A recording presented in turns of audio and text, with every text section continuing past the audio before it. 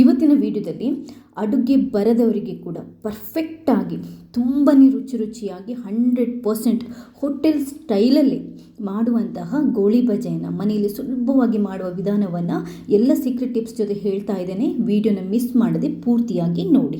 ಸರಿ, ಹಾಗಾದರೆ ಈ ವಿಶೇಷವಾಗಿರುವಂಥ ರೆಸಿಪಿನ ಹೇಗೆ ಮಾಡೋದು ಅನ್ನೋದನ್ನು ನೋಡ್ಕೊಂಬರೋಣ. ಕರೆಕ್ಟಾಗಿ ನೋಡ್ಕೊಳ್ಳಿ. ಇವತ್ತು ನಾನು 1 ಕಪ್ಪಷ್ಟು ಮೈದಾ ಹಿಟ್ಟನ್ನು ತಗೊಂಡಿದ್ದೇನೆ ಈ ಗೋಳಿ ಬಜೆಯನ್ನು ಮಾಡಲಿಕ್ಕೆ. ಇವಾಗ ಇನ್ನೊಂದು ಮೇನ್ ಇಂಗ್ರೀಡಿಯೆಂಟ್ಸ್ ಏನು ಅಂತಂದರೆ ಅದು ಮೊಸರು. 1 ಕಪ್ಪಷ್ಟು ಮೈದಾ ಹಿಟ್ಟಿಗೆ 1 ಕಪ್ಪಷ್ಟು ದಪ್ಪ ಮೊಸರನ್ನು ಹಾಕೊತಾ ಇದ್ದೇನೆ. ಮೊಸರು ಹುಳಿಯಾಗಿದ್ದರೆ ಚೆನ್ನಾಗಿರುತ್ತೆ. ಇನ್ನೊಂದು ಏನು ಅಂತಂದರೆ ಮೊಸರು ತೆಳುವಾಗಿದ್ದರೆ ಒಂದು ಚೂರು ಕಮ್ಮಿ ಬೇಕಾದರೆ ತಗೋಬೋದು ಅಷ್ಟೇ. ಇವಾಗ 1 ಕಪ್ಪಷ್ಟು ಮೈದಾ ಹಿಟ್ಟನ್ನು ಒಂದು ಮಿಕ್ಸಿಂಗ್ ಬೌಲಿಗೆ ಹಾಕೊಳ್ಳಿ. ಅದಕ್ಕೆ 2 ಟೇಬಲ್ ಸ್ಪೂನಷ್ಟು ಸಕ್ಕರೆ, 1/4 ಟೇಬಲ್ ಸ್ಪೂನಷ್ಟು ಉಪ್ಪು, 1 ಟೇಬಲ್ ಸ್ಪೂನಷ್ಟು ಜೀರಿಗೆ, 1/4 ಟೇಬಲ್ ಸ್ಪೂನಷ್ಟು ಓಮಕಾಳು ಅಥವಾ ಅಜ್ವಾನ್ ಅಂತಲೂ ಹೇಳ್ತಾರೆ, 3 ಹಸಿಮೆಣಸಿನ್ಕಾಯಿಯನ್ನು ಚಿಕ್ಕದಾಗಿ ಕಟ್ ಮಾಡ್ಕೊಂಡು ಹಾಕೊತಾ ಇದ್ದೇನೆ, 1 ತುಂಡು ಶುಂಠಿನ ಚಿಕ್ಕದಾಗಿ ಸಣ್ಣದಾಗಿ ಕಟ್ ಮಾಡ್ಕೊಂಡು ಹಾಕೊತಾ ಇದ್ದೇನೆ, ಸ್ವಲ್ಪ ಕಾಯಿನ ಈ ಥರ ನೋಡಿ ಚಿಕ್ಕದಾಗಿ ಕಟ್ ಮಾಡ್ಕೊಂಡು ಹಾಕೊತಾ ಇದ್ದೇನೆ, ಕರಿ ಲೀವ್ಸನ್ನು ಕರಿಬೇವನ್ನು ಕೂಡ ಸ್ವಲ್ಪ ಚಿಕ್ಕದಾಗಿ ಕಟ್ ಮಾಡ್ಕೊಂಡು ಹಾಕ್ಕೊಳ್ಳಿ, ಕೊತ್ತಂಬರಿ ಸೊಪ್ಪನ್ನು ಕೂಡ ಚಿಕ್ಕದಾಗಿ ಕಟ್ ಮಾಡ್ಕೊಂಡು ಹಾಕ್ಕೊಳ್ಳಿ, 1/4 ಟೇಬಲ್ ಸ್ಪೂನಷ್ಟು ಸೋಡಾ ಪುಡಿ. ಇಷ್ಟೇ ಬೇಕಾಗಿರೋದು. ಎಲ್ಲ ಇಂಗ್ರೀಡಿಯೆಂಟ್ಸನ್ನು ಪರ್ಫೆಕ್ಟ್ ಅಳತೆಯಲ್ಲಿ ಹೇಳಿದ್ದೇನೆ. ಇದೇ ಥರ ಮಾಡಿದರೆ 100% ಫೇಲ್ ಆಗದೆ ನಾವು ಗೋಳಿ ಬಜೆನ ಮಾಡ್ಬೋದು. ಹಿಟ್ಟನ್ನೆಲ್ಲ ಒಂದ್ಸರಿ ಮೊದಲು ನೀಟಾಗಿ ಕೈಯಿಂದ ಕಲಿಸ್ಕೊಳ್ಳಿ, ಯಾಕಂತಂದರೆ ಉಪ್ಪೆಲ್ಲ ಮಿಕ್ಸ್ ಮಾಡಬೇಕು. ಇವಾಗ ನಾವು ಮೊಸರು ಹಾಕಿ ಕಲಿಸ್ಕೋಬೇಕು.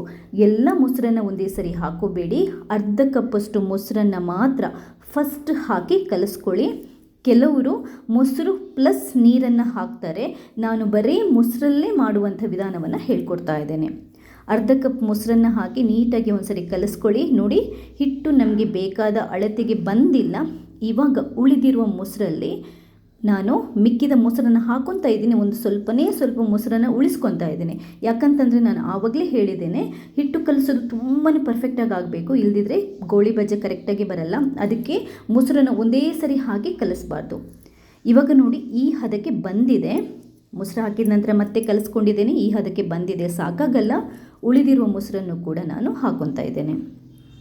ನಾನು ತಗೊಂಡಿರೋ ಮೊಸರು ಸ್ವಲ್ಪ ಗಟ್ಟಿ ಇತ್ತು, ಆದ್ದರಿಂದ 1 ಕಪ್ಪಷ್ಟು ಹಿಟ್ಟಿಗೆ 1 ಕಪ್ಪಷ್ಟು ಮೊಸರು ಸರಿ ಬರುತ್ತೆ. ಒಂದು ವೇಳೆ ಮೊಸರು ತೆಳ್ಳಾಗಿದ್ದರೆ ಇದಕ್ಕಿಂತ ಸ್ವಲ್ಪ ಕಮ್ಮಿ ಹಾಕ್ಕೊಳ್ಳಿ. ಒಂದು ವೇಳೆ ಹಿಟ್ಟು ತೆಳ್ಳಗಾಯಿತು ಅಂತಂದರೆ ಟೆನ್ಷನ್ ತಗೊಳ್ಳೋ ಅವಶ್ಯಕತೆ ಇಲ್ಲ. ಸ್ವಲ್ಪ ಮೈದಾ ಹಿಟ್ಟನ್ನು ಆಮೇಲೆ ನೀವು ಇದಕ್ಕೆ ಸೇರಿಸ್ಕೋಬೋದು. ನೀಟಾಗಿ ಕಲಿಸ್ಕೋಬೇಕು. ನೋಡಿ, ಎಲ್ಲ ಮೊಸರನ್ನು ಹಾಕಿದ ನಂತರ ಈ ಥರ ಕರೆಕ್ಟಾಗಿ ಕೈಯಲ್ಲಿ ಕಲಿಸ್ಕೊಂಡಾದ ನಂತರ ಯಾವ ಹದಕ್ಕೆ ಇರಬೇಕು ಅಂತ ಇವಾಗ ಹೇಳ್ತಾ ಇದ್ದೀನಿ. ನೋಡಿ, ಒಂದು ಸೈಡಿಂದ ಹಿಟ್ಟನ್ನು ಈ ಥರ ಕೈಯಲ್ಲಿ ತಗೊಂಡು ಕೆಳಗಡೆ ಬಿಡುವಾಗ ಪಟ್ಟ ಅಂತ ಒಂದೇ ಸರಿ ಕಟ್ಟಾಗಿ ಬೀಳಬೇಕು. ನೋಡಿ, ಈ ಥರ